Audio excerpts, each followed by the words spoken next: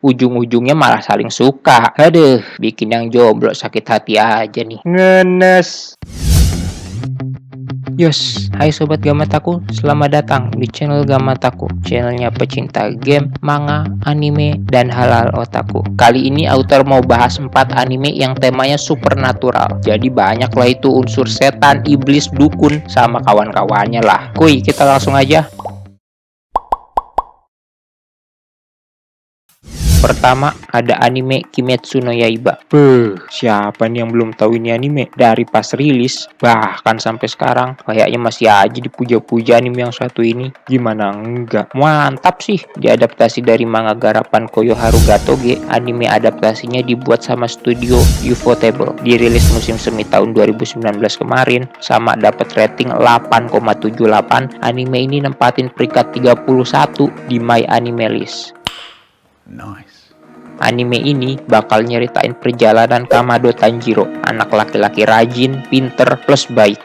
Kurang apa itu coba? Tanjiro sama keluarganya nih tinggal di gunung yang tempatnya rada terpencil alias jauh dari kota. Semenjak ayahnya meninggal, Tanjiro yang jadi tulang punggung keluarganya ini sering naik turun gunung untuk ngejual arang di kota.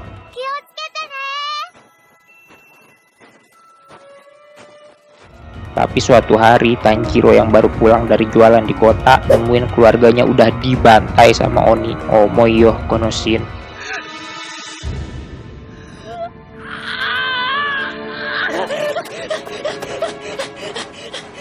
Let's go. Tapi walaupun hampir semua keluarganya meninggal, ada adik perempuannya Tanjiro yang masih hidup, Kamado Nezuko. Nyoba nyelamatin keluarga terakhirnya ini, Tanjiro berusaha pergi ke kota yang tempatnya ya rada jauh di bawah gunung. Nezuko,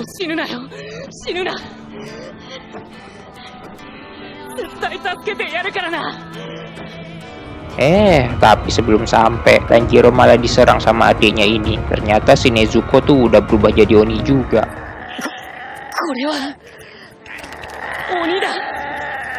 Waktu Tanjiro diserang Nezuko ini, ada Demon Slayer Kamioka Gyu yang mau nyelamatin Tanjiro sekalian ngebunuh si Nezuko. Ya si Nezuko kan emang udah jadi Oni ya, pantes aja mau dibunuh sama Demon Slayer. Tapi Tanjiro yang masih percaya si Nezuko ini masih bisa diselamatin, malah nyoba ngelawan Gyu buat ngelindungin si Nezuko. Nah dari sini deh ngeliat tekadnya Tanjiro buat nyembuhin Nezuko sama sekalian balas dendam sama Oni yang udah ngebantai keluarganya. Si Gyu nantinya bakal ngerekrut Tanjiro buat jadi Demon Slayer juga. Kira-kira adanya si Tanjiro ini bisa sembuh nggak nih? Coba aja Soga tonton dulu. Tapi ya pantes ya ratingnya tinggi banget. Anime ini tuh ceritanya, animasinya, CG-nya emang mantul semua. Buat Soga yang suka action sambil ada supernaturalnya, ini anime cocok banget. Apalagi pas lagi baku hantam nih atau baku pedang lah, semut banget efek sama animasinya. Nyoba nonton episode 1, dijamin pingin nonton episode selanjutnya deh.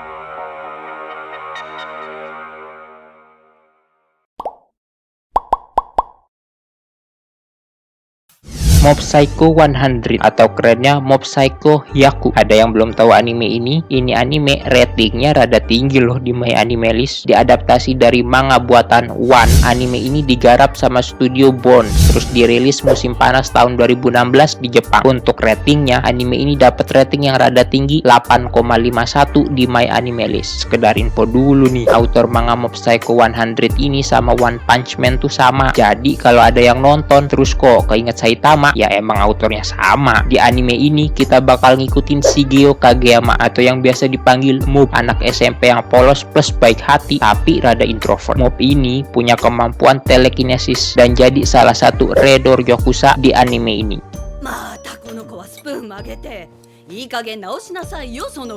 Walaupun sebenarnya dia punya kekuatan yang luar biasa kuat, Mob sadar kekuatannya ini bisa bahaya kalau nggak dikontrol, apalagi pas dia lagi ngamuk. Dari sini deh Mob berusaha untuk ngontrol atau sebisa mungkin nggak gunain kekuatannya ini. Nah untuk bisa ngontrol kekuatannya, si Mob minta biar dimentor sama Arataka Regen.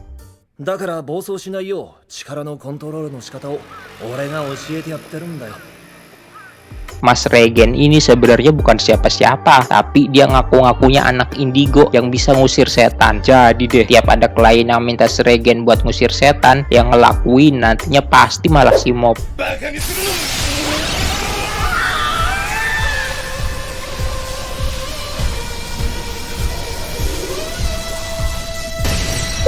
Nggak tahu kenapa ya, bohongnya si Regen ini kok berhasil terus ya, gak ketahuan gitu. Nah, tapi walaupun udah berusaha ngontrol kekuatannya ini, tetap aja kekuatannya si mob kadang bisa lepas kendali juga. Scene-scene begini yang biasanya mantul, efek-efek warnanya yang ngejreng plus animasinya yang smooth, mantul tenan, mata dijamin adem deh nontonnya. Ini anime banyak banget aksi-aksi sama unsur supernaturalnya, apalagi ditambah ada unsur komedinya, cocok deh ditonton santai. Oh iya, ini anime punya 2 season, 2 OVA sama live action. Duh, kenyang lah itu nontonnya ya. Tapi awas, abis nonton anime ini jangan pura-pura jadi anak indigo juga ya. Wak wak wow.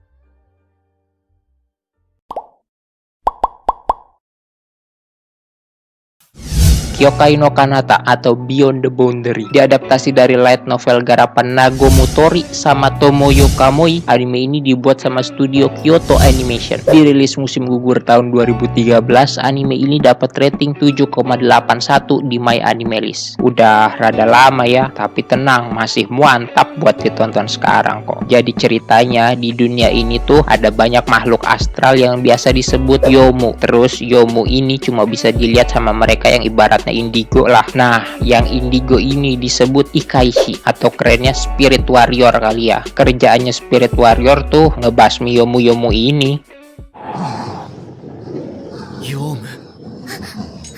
Kita bakal ngikutin ceritanya Kanbara Akihito sama Kuriyama Mirai di anime ini. Mbak Mirai ini tuh salah satu spirit warrior, tapi bukan spirit warrior biasa. Dia ini keturunan klan yang terkutuk yang punya kemampuan ngebuat senjata dari darahnya sendiri. Nah, beda cerita sama Mbak Mirai, Mas Akihito ini malah half breed alias blasteran manusia sama Yomu. Ini yang bikin ceritanya nanti jadi menarik. Mbak Mirai yang spirit warrior, jadi deh dia berkali-kali nyoba ngebunuh Mas Akihito ini. Ya kan emang kerjaannya spirit warrior ya buat ngebasmi Yomu, walaupun half breed tetep aja disikat. Tapi nanti Mbak Mira itu sadar Mas Akihito ini makhluk abadi alias nggak bisa is dead.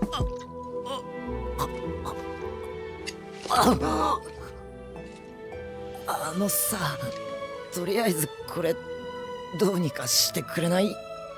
頼むよ。あなた一体何者ですか？ Tapi tunggu dulu, walaupun sering mau dibunuh, tapi nantinya Mas Akihito sama Mbak Mirai ini ujung-ujungnya malah saling suka. Aduh, bikin yang jomblo sakit hati aja nih. Ngenes, gimana ya? Kira-kira bakal langgeng gak nih hubungannya Yomu Half-Breed sama Spirit Warrior ini? Semoga sih langgeng ya. Oh iya, ini anime punya 1 OVA sama 2 movie. Jadi yang belum puas nonton 12 episode bisa nonton movie sama OVA-nya juga. Coba deh sobat tonton animenya, banyak unsur aksi supernaturalnya plus animasi buatan Kyoto Animation yang smooth pas lagi baku hantam nih. Duh, asoy dah buat ditonton. Cuma awas ya, ada scene yang bakalan bikin galau nanti loh.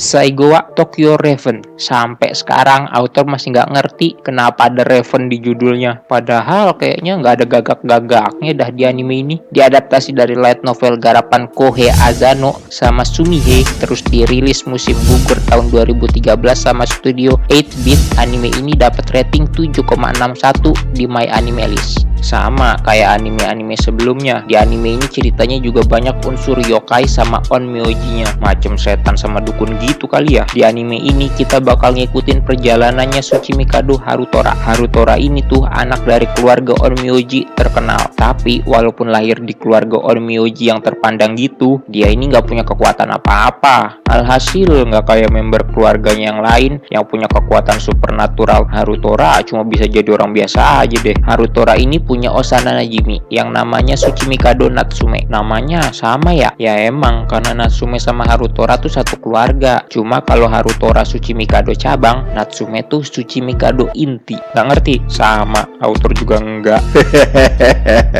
Pokoknya Natsume tuh keluarga inti, terus Harutora tuh keluarga cabang. Gitu deh pokoknya. Nah, bedanya sama Harutora yang gak punya kekuatan supernatural, Natsume ini tuh onmyoji genius dari keluarga Tsuchimikado. Kekuatan supernaturalnya itu ibarat tingkat tinggi lah. Apalagi si Natsume ini digadang-gadang jadi reinkarnasinya onmyoji legendaris.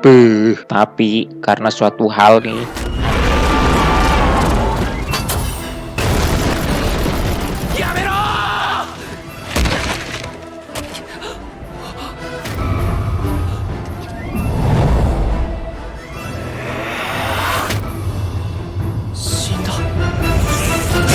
Harutora yang tadinya nggak punya kekuatan apa-apa bakal buat kontrak sama Natsume. Terus nantinya Harutora ini bakal jadi Shikigami-nya Natsume. Alhasil, jadi deh Harutora dapat kekuatan supernatural.